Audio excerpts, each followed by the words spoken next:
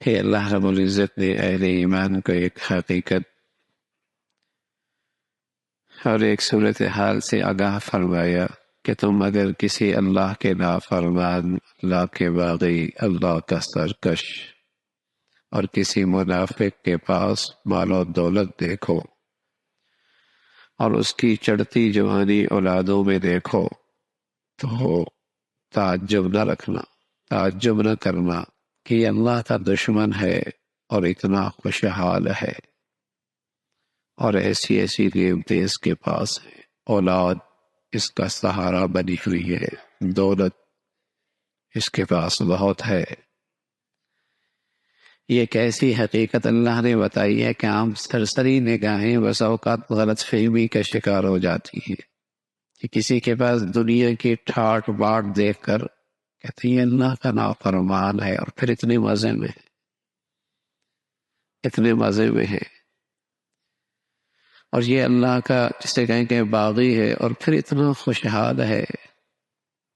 اور کسی خستہ حال مسلمان کو جب دیکھتا ہے تو کہتے ہیں یہ کیسا اللہ کا فرما بردار ہے کہ اس کے پاس تو کچھ بھی نہیں ہے، اس کے لیے تو گزارا زندگی بھی مشکل ہے۔ تو اللہ نے یہ حقیقت بتائی ہے کہ کسی کافر منافق کا ظاہر دیکھ کر اسے خوشحال نہ سمجھو، اور کسی مسلمان کی ظاہری خستی حالت دیکھ کر اسے معمولی نہ سمجھو۔ اللہ رب العزت اس دنیا کی بنیاد پر کسی کو اللہ کے ہاں مقبولیت نہیں عطا فرماتا، وہ اندر کا معاملہ ہے،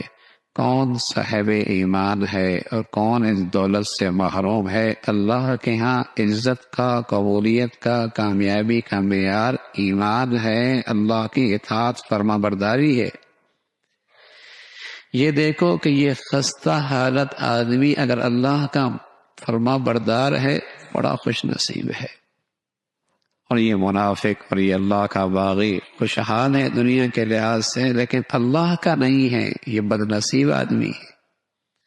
یہ بد نصیب آدمی ہے۔ بس اوقات نادان مسلمان، کمزور ایمان والا کسی نافرمان کو ترقی کرتے کرتے دیکھتے کہتے ہیں بڑا خوش نصیب ہے،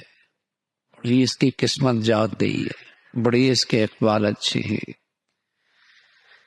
حالانکہ بس اوقات وہی جو اسے خوشحالی اور نعمت نظر آ رہی ہوتی ہے، حقیقت میں اس کے حق میں زحمت ہوتی ہے، عذاب ہوتا ہے، بہت بڑا فتنہ ہوتا ہے،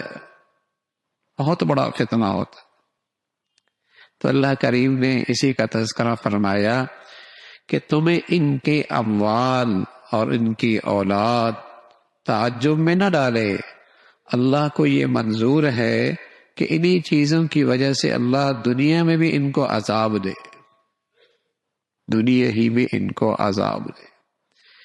اللہ کا باغی کتنا ہی ظاہری طور پہ خوشحال کیوں نہ ہو،